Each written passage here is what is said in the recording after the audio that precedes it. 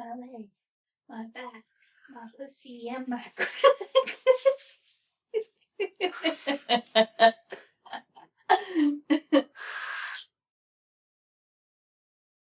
There's a ghost.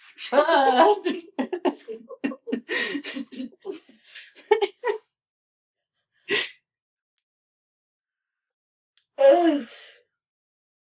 I checked the pool today.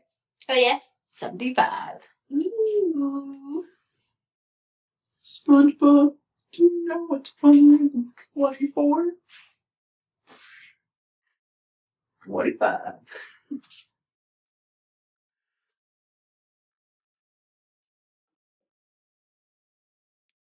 It's been another episode, so I don't know why I'm concerned. My moo-moo blanket. I like moo-moos. We should eat moo-moos. Why is 6 scared of 7? Because 7, 8, 9. I'm scared to sit down now because I'm not really sure how balanced I am. Guess what I know? That looks like I'm gonna take a nap. Hey! It's where Get out of my way, you cuntosaurs. Rude. Yeah. Dick slop a lot.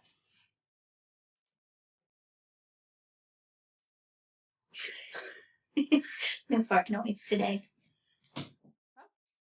I might break it. Oh no. There you are. Which one works? Is it this one? Nope. It's the other. I definitely disconnected something in there. Oopsies. Do we need to turn that up? Probably. Let me see. Yeah. I'll turn it up. All the way. All the way. Got hair on my face. I'm Kendra. I'm Ryland. And we might regret this.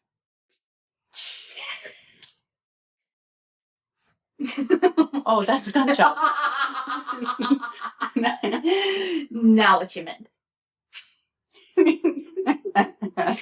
If Julia comes on, we're playing that. Oh yeah, 100%.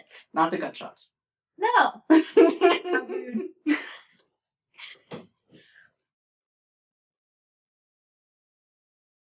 We need to get a couch. Mm-hmm.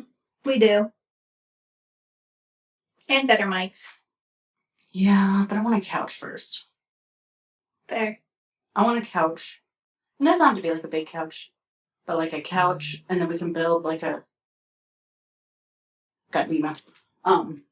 like a thing behind because there's a plug in there. Mm-hmm. So we could just run like a power cord up. Yeah, I like the idea. I was also debating. Did you look at any of the ones I sent you? Yeah. What'd you think? You didn't say anything. You just looked at them. I just see opened. Blah blah blah. I don't remember when you sent them, so I probably forgot. The last time we talked about this is when I sent them. My bad. Disrespectful. I know. I need a new friend. I will slap you. I'm going through some shit right now. You be nice. You be nice. I am nice. This is how I deal with my trauma. Yesterday. So, I go to work. Mm-hmm. Nothing works. That would piss me off. Yeah, I was pissed off. I was like, okay, fuck it. We're just gonna go home. I was like, you know what? I need to get my new driver's license and do all that. So I get all the fucking paperwork. I drive all the way to the DMV to get there for them to tell me, yeah, they're not going to be able to get to you till 4:30 and they stop taking appointments at 4:30. I was like, okay, all right. Because I couldn't even find a way to make an appointment on the website. That's stupid. Yeah, so, and they're like, well, do you have an appointment? And I'm like, well, no, I couldn't even find a way to make an appointment. They're like, oh, okay. Well, here you go. Here's a number. Here's a QR code. I'm like, okay, cool. So I waste an hour doing that. It's like fucking 4 o'clock already. I go home. I'm like, oh, I need to replace the belt on the diesel. Oh, no. Let's go do that. Because one of Joey's brothers gave us a belt And I'm like, all right, okay, cool. We have to take one of the coolant hoses off. I'm like, all right. So I do all that work just to find out the boat is too big. I gave up. That's me. Oh no. It was an idea. Just look at it. That was my own no.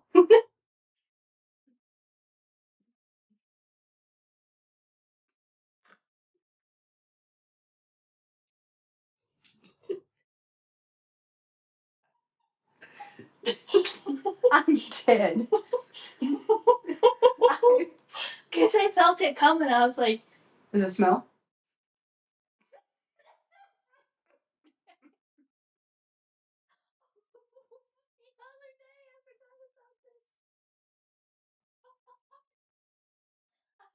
go downstairs. I'm like, so when our cats take a poop or not a poop, take a dump. That's the word I'm looking for.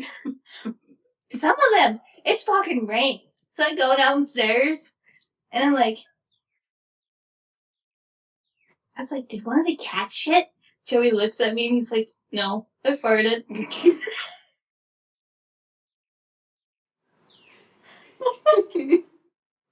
Remember that time that Shane took a shit at your house and then he fucking left?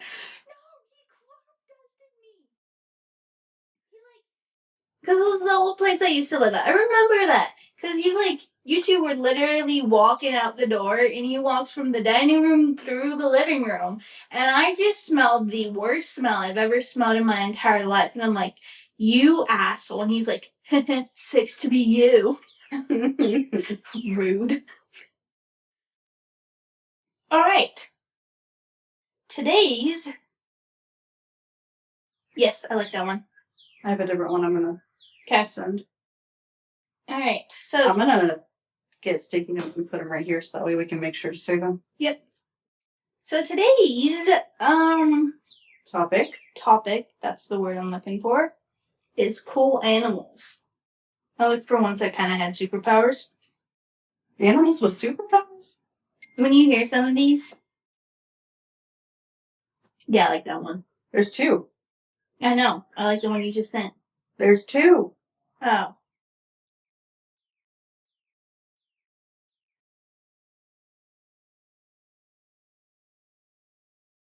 I like the second one.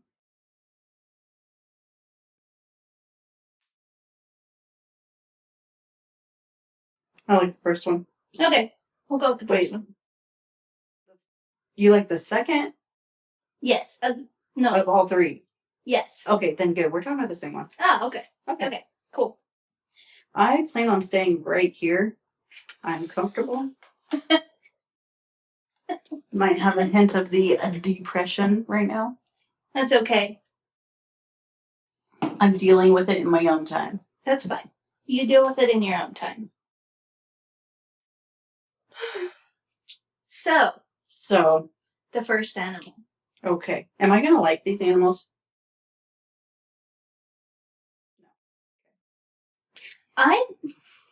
That does kind of smell.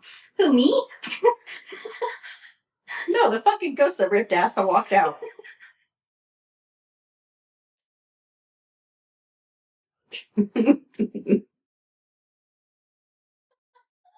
Listen, we don't want to hear your bullshit about how girls don't fart or poop.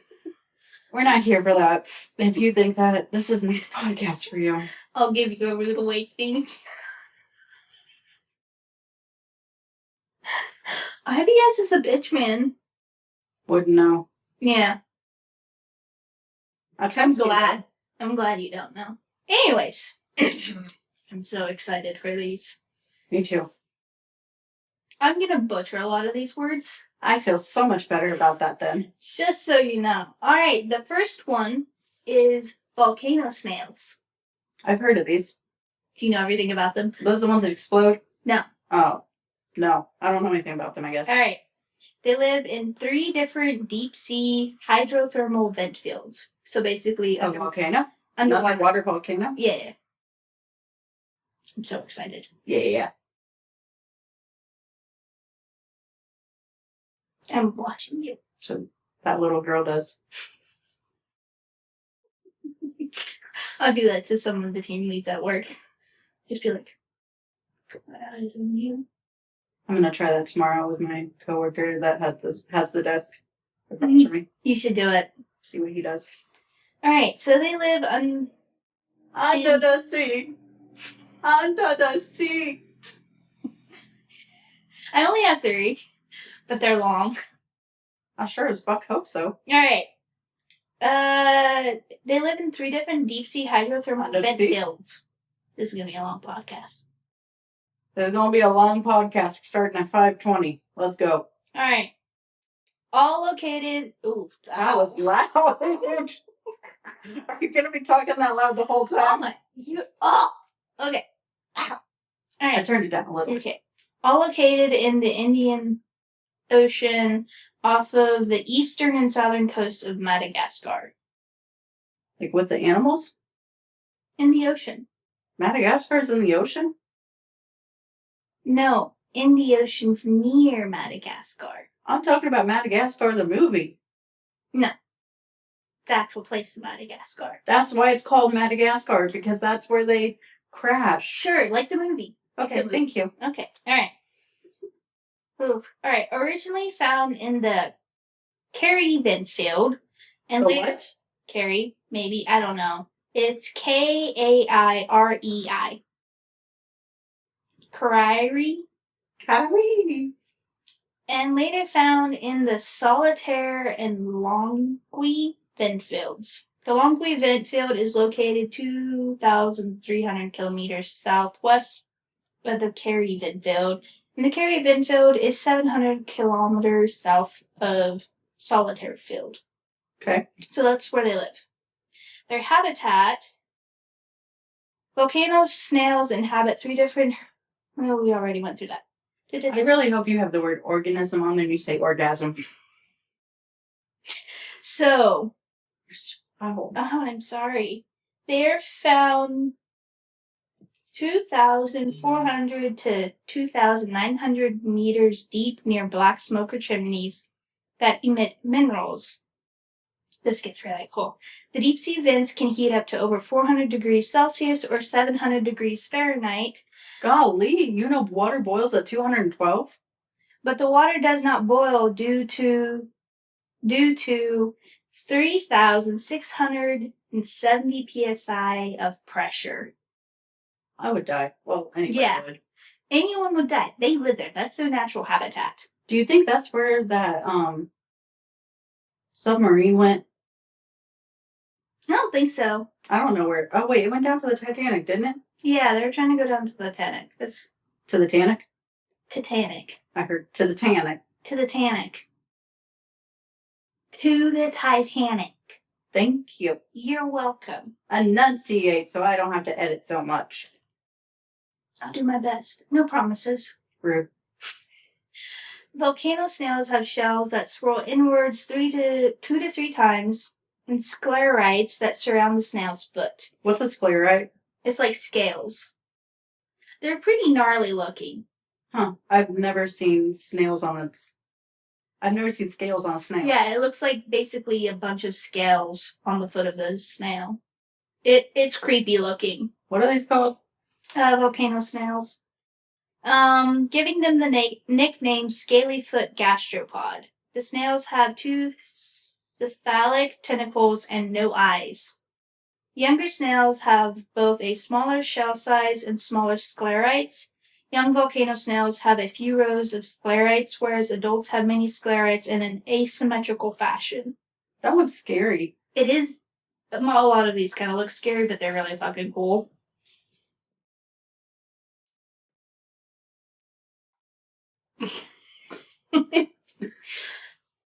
I showed the camera. You showed the camera.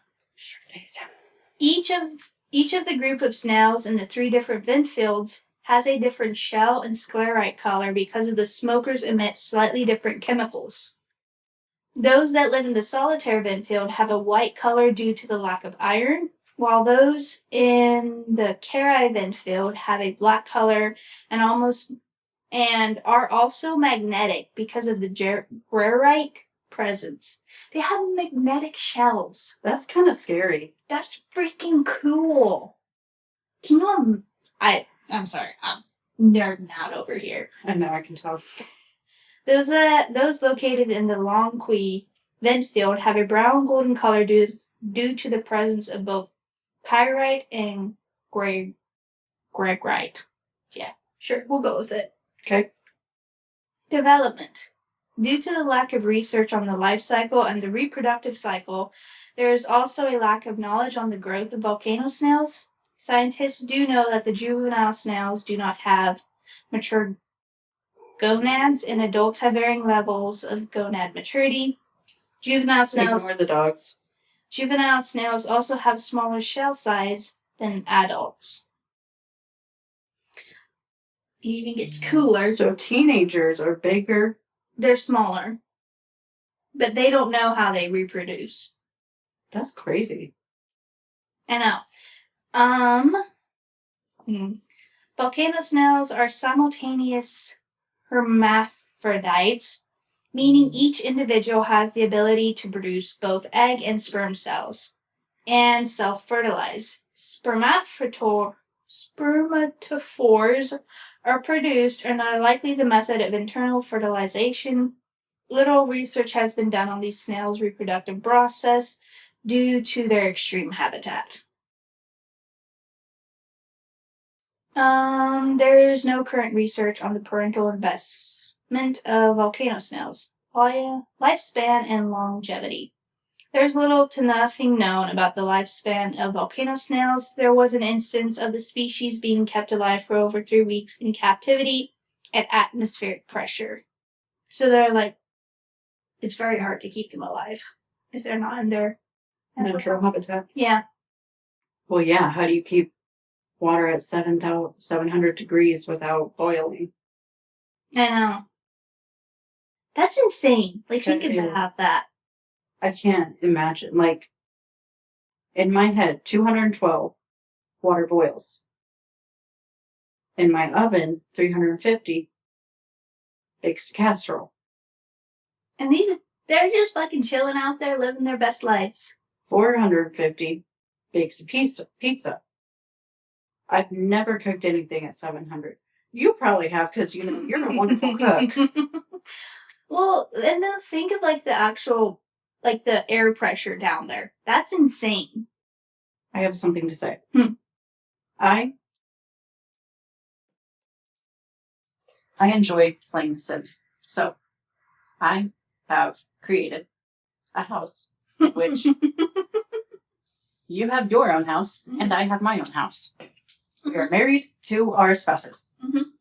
And we and we have a pool. And we have, like, a bridge that goes across. Ooh. And so underneath that bridge, we have, like, an area to hang out. So, I'm watching my Sims, like my two. Me and Shane. And as I'm watching, all of a sudden I get this alert. And it says, "Attention, a fire." And I'm like, who has started a fire? I click on the notification and it takes me to you. And you're like, gaba, gaba, gaba. You started a fire making bacon and eggs. That is something I would do. So we had to replace your oven. You owe me $1,200.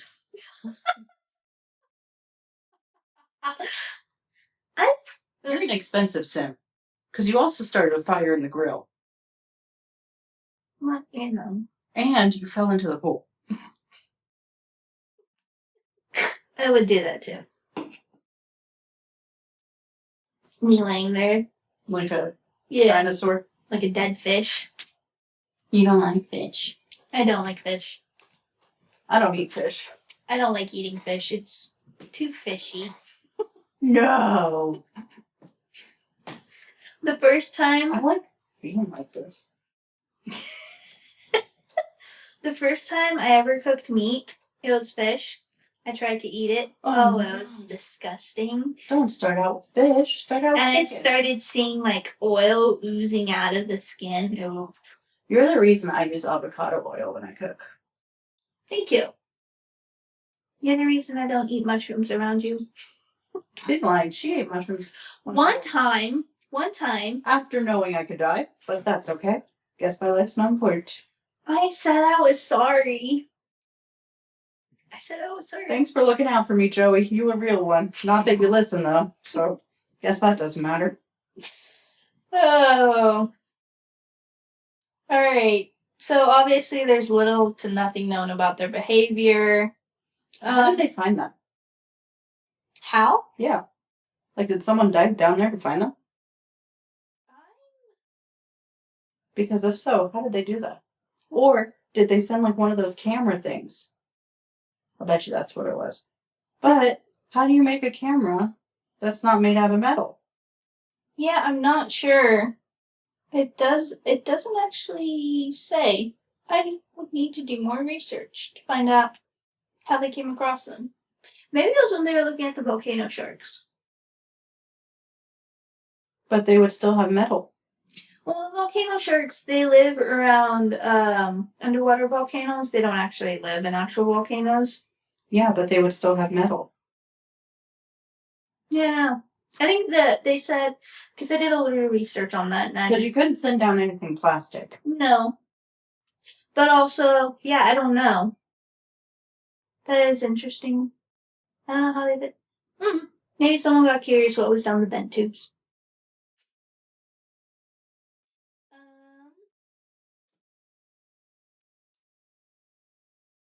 Home range. Due to limited information about behavior, the home range of volcano snails is unknown. Research on the interactions of volcano snails with others in the environment is very limited. However, scientists do know that they have no eyes or optic nerves, so they can't even see. So they don't have 5 senses. They have like 4. There are nerves in the cephalic tentacles as well as in the mantle and foot muscles. Volcano snails are obligate symbiotrophs, meaning they need symbiotic relationship to survive. What does that mean? I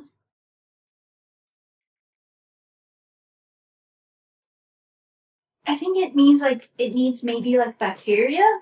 Like they need something else to feed it or something possibly. They have a larger esophageal gland that houses chemosynthetic bacteria. Yeah, they need bacteria. That would be crazy. That provide energy to the snails.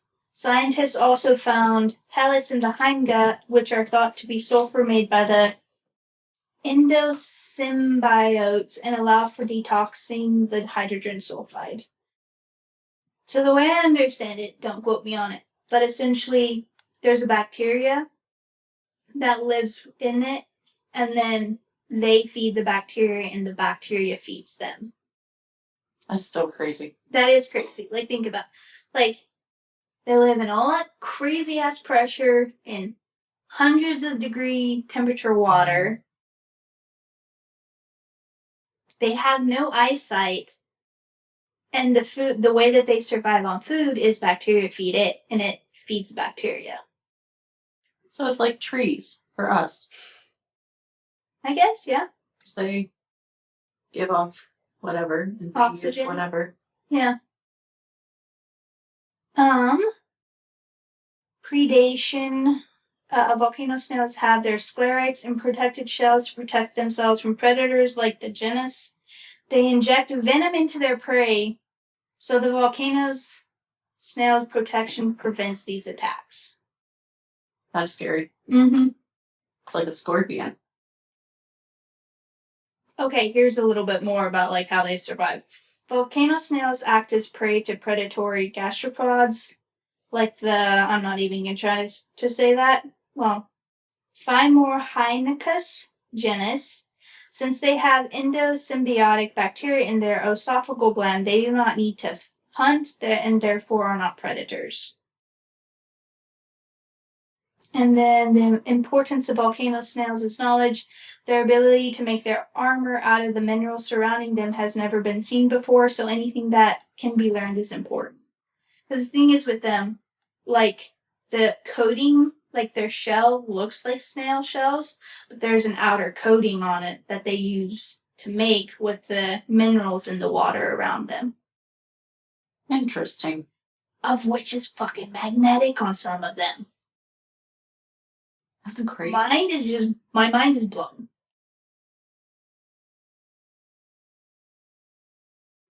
Thanks, Joey, for telling me about these. Yeah, if you wouldn't have shouted him out, he would have been pissed. Well, because we went on like a couple of weeks ago, we went on a deep dive, and I saw a TikTok video of it was an AI video of a large snake in the Amazon.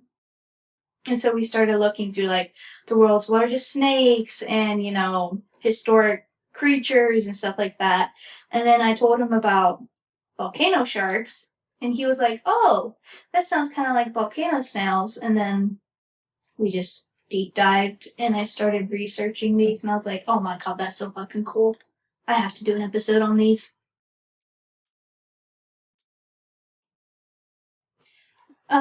Conservation status. The volcano snails are labeled as endangered. It is the first species to be named endangered due to deep sea mining.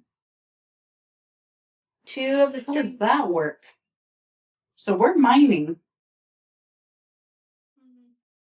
That's a bunch of metal too. Yep.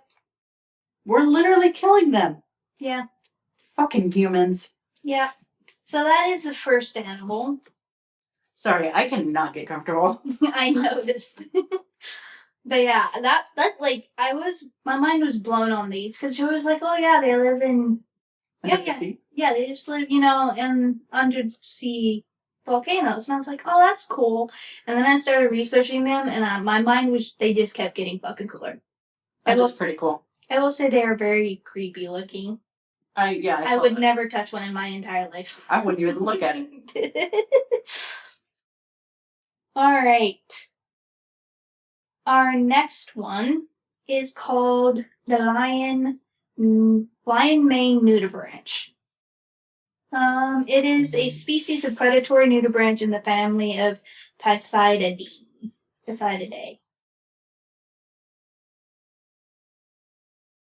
The body of the lion mane nudibranch is translucent and is usually colorless to pale yellow or green. The average body dimensions are 102 millimeters long and 25 millimeters wide.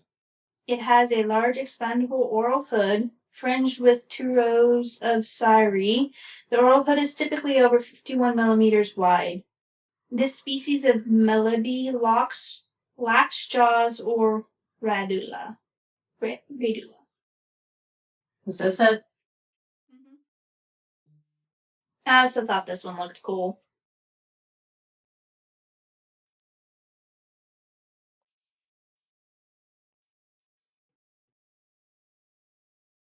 Trying to get it without the glare. Oh wait, my bad. This isn't the one that I wanted to do. Oops. That's what you get for not editing. Oh, well, I accidentally may have closed out on it. On the one that I wanted to do. Go through your history. Okay, here it is. It is actually, it is the immortal jellyfish. This one's freaking cool.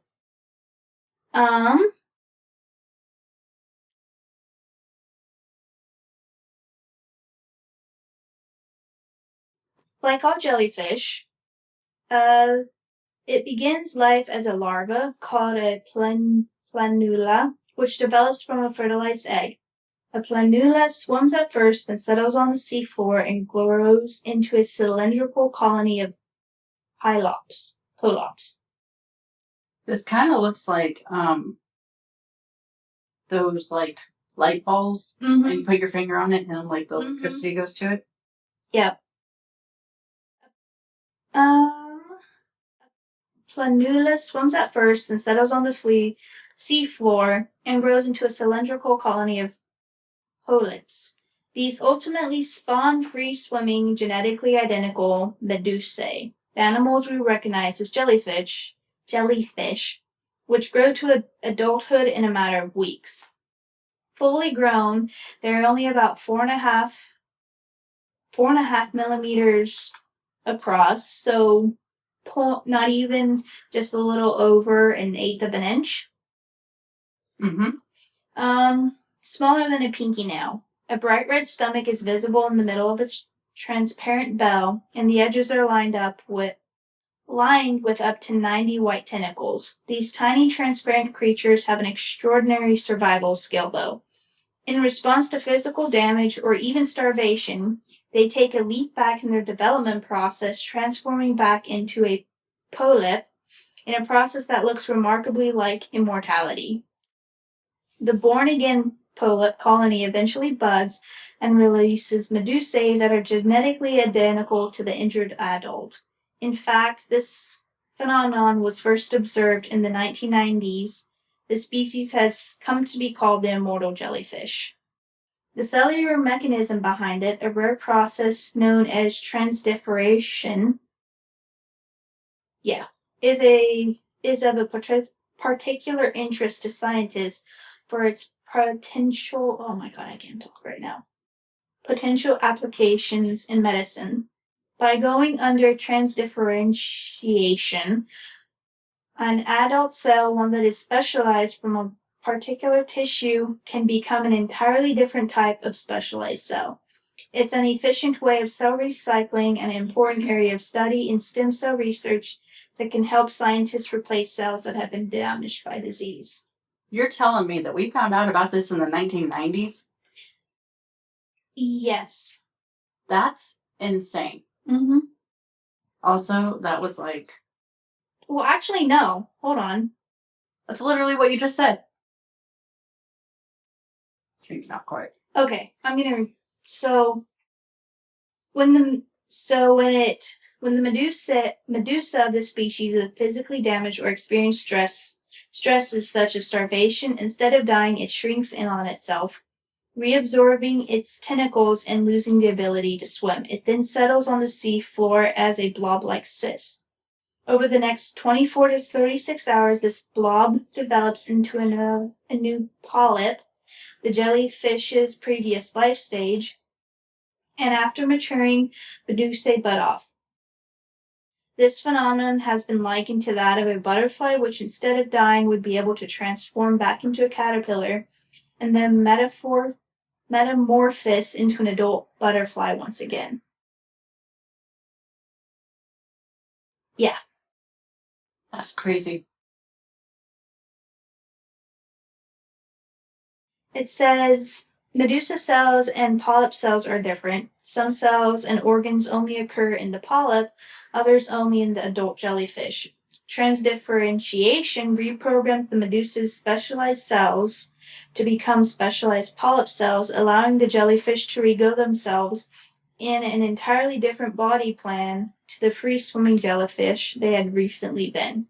They can then mature again from there as normal, producing new, genetically identical medusae.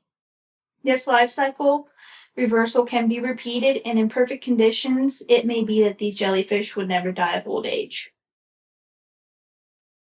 I think the species was first described by scientists in 1883. It was 100 years later in the 1980s that the immortality was accidentally discovered. How do you accidentally discover that? Students Christian Summer and... Ooh, I'm gonna butcher this.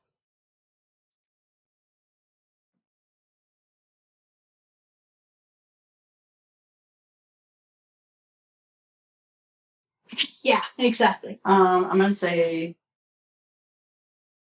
Giorgio? Yeah. Bavestrello. If that's not right, I'm sorry. You have a complicated name. That's not my fault. Giorgio Bavestrello polyps, which they kept and monitored until medusae were released. It was thought that these jellyfish would have to mature before spawning and producing larvae. But when the jar was next checked, they were surprised to find many newly settled polyps. They continued to observe the jellyfish and found that when stressed, the medusae would fall to the bottom of the jar and transform into polyps without fertilization or the typical larva stage occurring. And then the discovery, aided by the spectacular nickname Immortal Jellyfish, captured the world's attention. So yeah. That's insane. These two accidentally discovered this. Mm-hmm.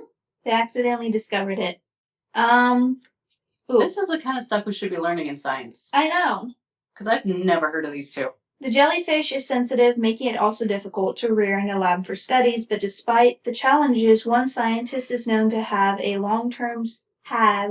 long-term success with captive immortal jellyfish. Japanese scientist Shin Kubota has kept populations of immortal jellyfish looping through their unusual back-and-forth life cycle since the 1990s. His work with the species is time-consuming, with Kubota needing to monitor and care for the colonies daily, even having to slice up their miniature meals of brine shrimp eggs under a microscope so they're small enough for the tiny jellyfish to eat. But through his endeavors, Kubota has reported that over a 2-year period, captive colonies of jellyfish naturally rejuvenated themselves up to 10 times, sometimes at intervals of just once a month. Immortal jellyfish are thought to have originated in the Mediterranean Sea. However, they are now found in oceans all around the world. It is thought this recently noticed invasion may have been predominantly caused by humans. A prevailing theory is that ships are responsible for widely dispersing the creatures through Earth's oceans. The jellyfish's immortality makes it an excellent hitchhiker after all. Ballast water is pumped in and out of vessels like cargo and cruise ships to maintain stability. It is highly possible that I can't talk right now. That's how I felt in that episode where I was like butchering the tunnels. Was it the tunnels? It might be, yeah. No, it was the one before that. What was it?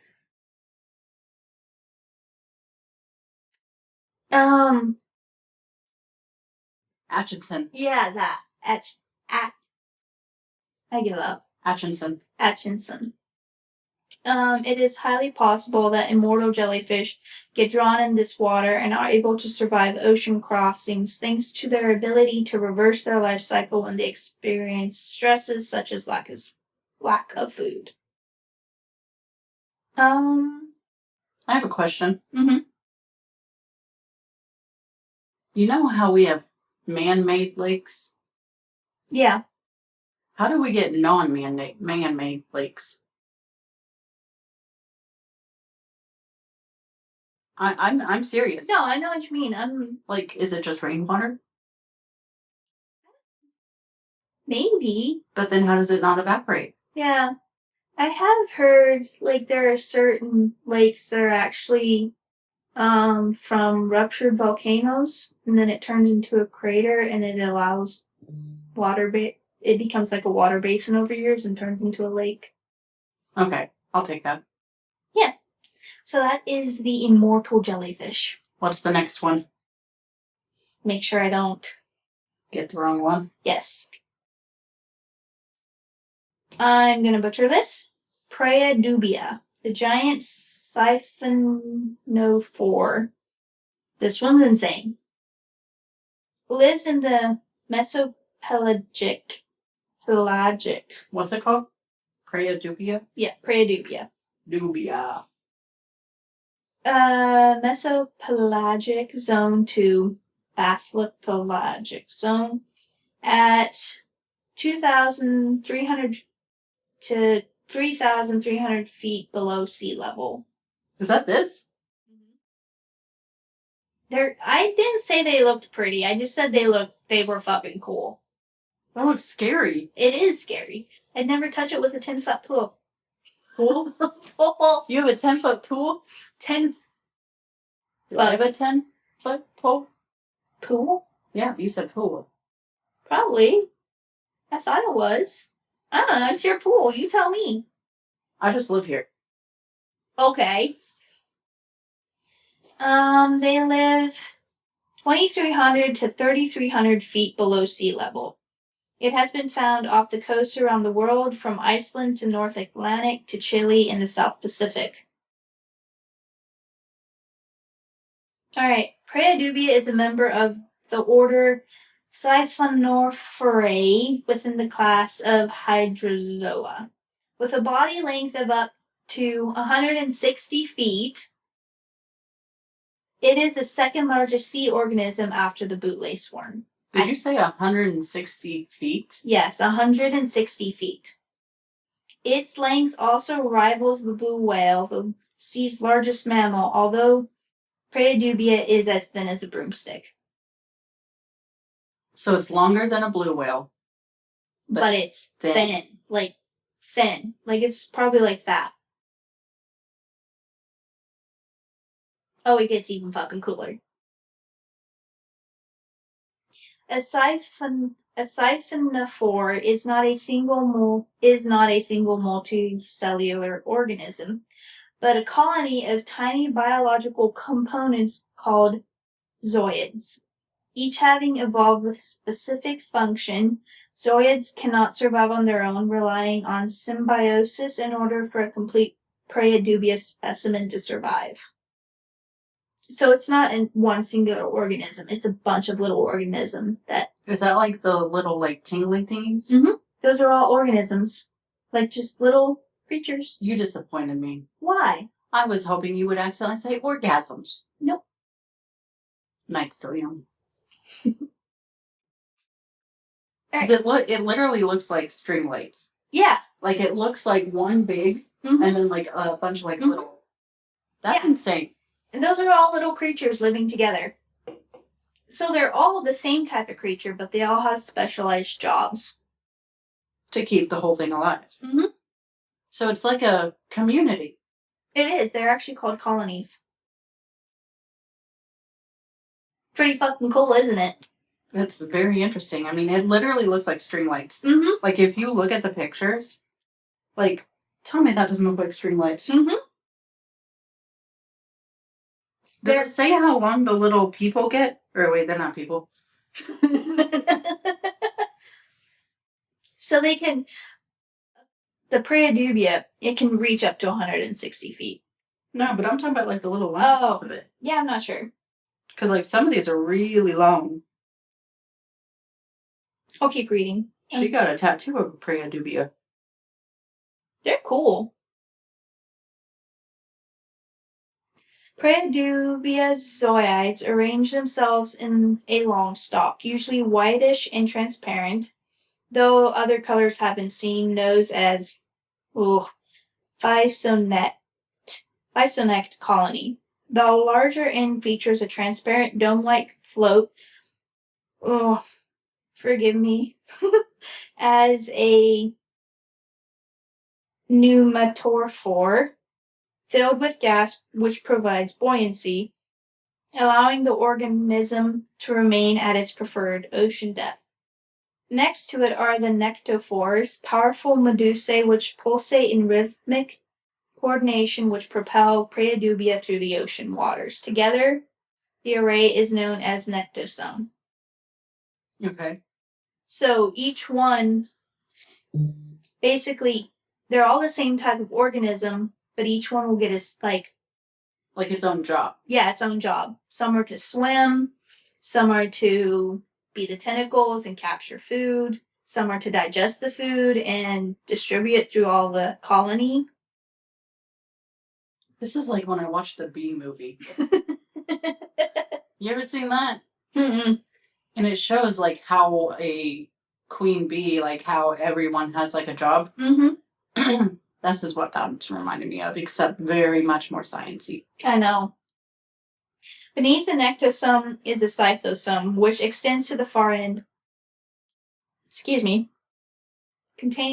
Far end of the Praedubia, containing several types of specialized zooids in repeating patterns. Some have long tentacles used for catching and immobilizing food and distributing their digested nutrients to the rest of the colony.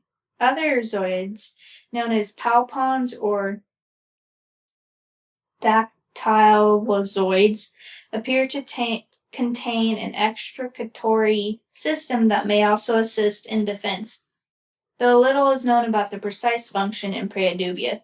The transparent bracts transparent bracts are leaf-shaped organs, generally thought to be another type of zoid, which covers and forces other zoids to contract in times of danger. Due to their hydrostatic skeleton being held together by water pressure above 460 bar, these animals burst when brought to the surface. The remains of Praedubia, dredged up in fishing nets, resemble a blob of gelatin, which prevented their identification as a unique creature until the 19th century. In 1987, Monterey Bay Aquarium Research Institute observed living Praedubia during a systematic study of a water column, the animal's natural habitat in Monterey Bay. The Praedubia is an active swimmer that attracts its prey with bright blue bioluminescent light. When it finds itself in a region of abundant food, it holds its position and deploys a current of tentacles covered with nematocysts, which produce a powerful toxic sting that can paralyze or kill prey that happen to bump into it. Praedubia's diet includes gelatinous sea life, small crustaceans, and possibly small fish and fish larvae. It has no known predators. I've said it before and I'll say it again. I'm terrified of the ocean. Mm-hmm. This is the type of stuff I'm terrified of. I know, but it's so freaking cool. Oh, absolutely. Like the Megalodon, like the Meg. Mm-hmm. I'm obsessed with that movie. Mm-hmm. Terrified of the ocean. Oh, yeah. No, I agree. But yeah, I was just like, this is so fucking cool. This is so interesting. Because, like, it's a bunch of just little creatures that all form, and then they each learn a certain type of job. And not only that, but they sting and paralyze their prey, too. It's like some of them were policemen. Mm-hmm. Like, this isn't supposed to be here. Let's kill it. And they're bioluminescent, too. Yeah, I saw that in the pictures. On top of that. That's insane. That's crazy, brother. What's up, brother? Are you going to do that every single time? If you say that, probably. But yeah, those were some of just the cool ones. Wow. I'm probably not going in the ocean anytime soon. Well, let's be honest. We don't live near an ocean, so that's not really a possibility. I've sent you a couple of options. Wow.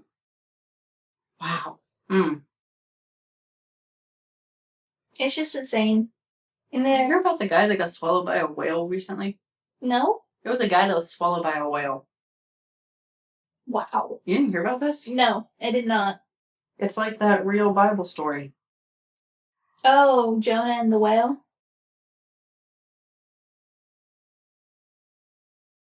I'm going to tell you about it.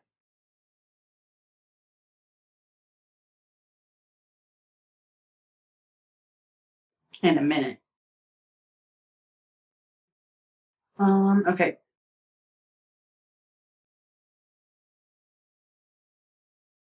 Okay.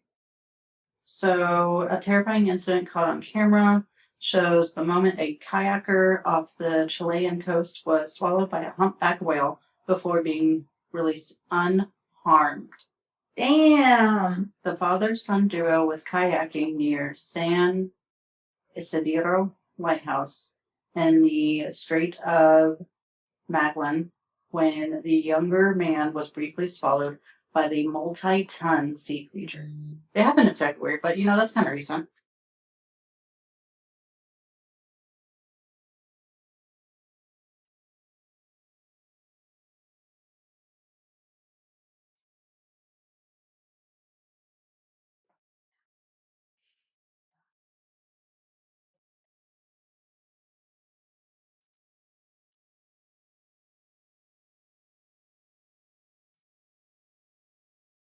and quickly spit out, thankfully.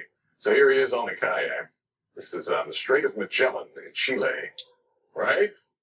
24 years old, kayaking with his dad when this happened. His father was recording the video.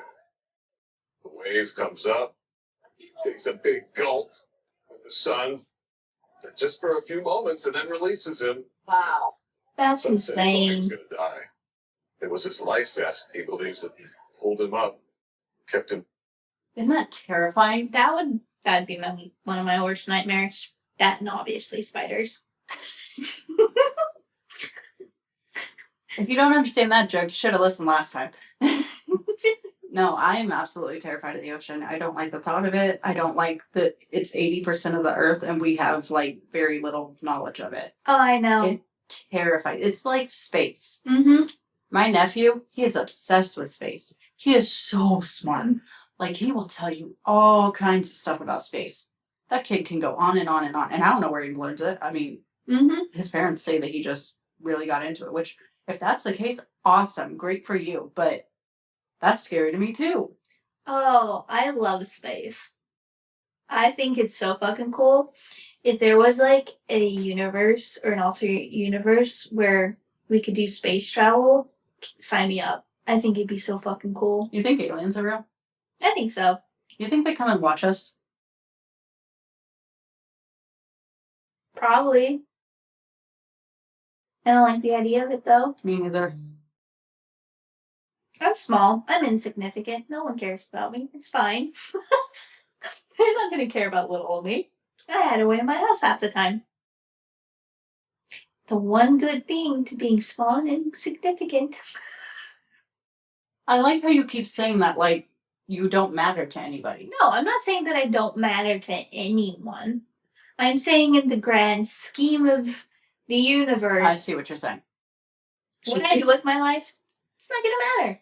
That's true, but I would like to live a life of dreams and hopes. Oh, yeah, obviously.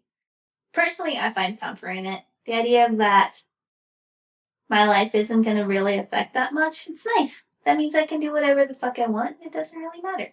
I'm going to do whatever the fuck I want and not care anyways. Well, exactly. Like, if you don't like what I'm doing, fuck off. Well, exactly. There's the door. Get. But, like, in the whole...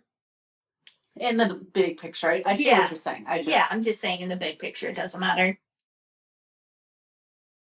Did you hit your mic? No, that was you. You hit the cord. Aw, dang it.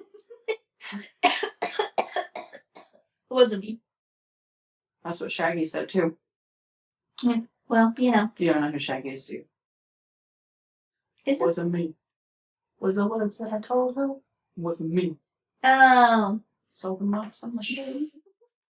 Her the screams getting louder. She stayed until the was over. I want to believe that wyverns are real. What? Wyverns. What the heck is that? It's, they're not actually dragons, but they're like they look like dragons, but they only have 2 legs, and then a pair of wings. And they have like a dragon tail. I want to think if dinosaurs can be real, then wyverns could be real. I think we need to do an episode on aliens. I don't know much about aliens, but yeah. That's what I'm saying. Yeah. And ghosts. We'll do one on ghosts too.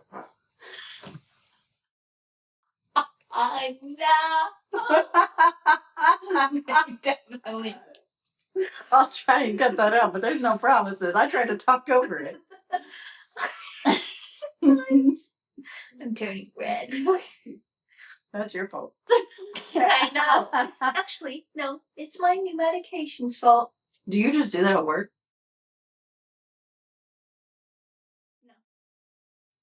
Well, no, wait, I take it back. I do. The bathrooms go in early in the morning so I can use a bathroom and hopefully in peace. Because it's way worse than this. Then that's IBS for you folks. Well, do you know what your next episode's on? I had no clue. I have like 3 written up. I'm flying by the seat of my pants here. I've got a couple. I think I might dive into some haunted stuff next time. Mm-hmm. I might do Reddit stories next time, honestly. I have a Reddit one, but I'm trying to space them out. Yeah. So that's why I was like, ooh, cool animals. Yeah. Just which she didn't use the spreadsheet, but that's fine. You know, no one. I kind of forgot about that it. I worked so hard to create. Yay! I'm sorry. Oh, I did put it in hard. last time. Wow. A for effort. I'm trying. That is true. I am trying. Well, which one are we doing? I don't know.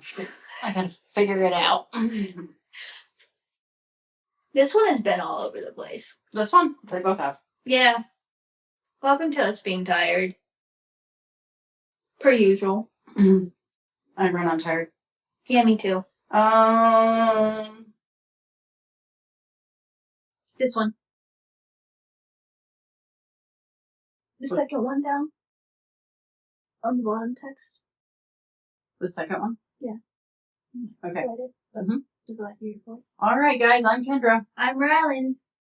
And we might regret this, but we're glad you're here for it. Missed it. You totally missed it. I knew what it was. I just was like, how do we go into this? And like, do we want to say, like, you say the first part and I say the second part? Do we want to say it together? Like, we'll figure it out. Send me pics. You know what? If you have an opinion, though, you can email us at We Might Regret This Podcast. We are also on TikTok, which is We Might Regret This Pod. Instagram, We Might Regret This Podcast, I believe. It's a picture. It's the same logo that is on our episodes. That's on our socials. Mm-hmm. And if you have any questions or you just want to tell us something, the email's great. Yep. I check it every day. Have we got an email yet? No. I mean, we've gotten emails, but not from anybody. But we would love to hear from you. Okay, now we're going to do it. All right. Hang on, I got to pull back up. Okay. I'm Kendra. I'm Ryland. And we might regret this, but we're glad you're here for it. Oh my God. I missed the last. All right, well, I fail, so, you know, go me.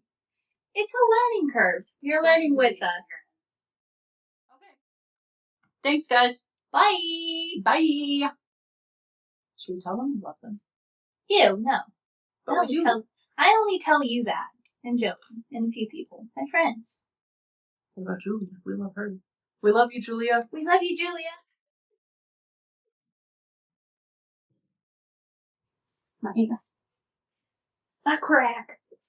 My pussy. My back. My lip. My pussy and my crack. Oh no, I have to actually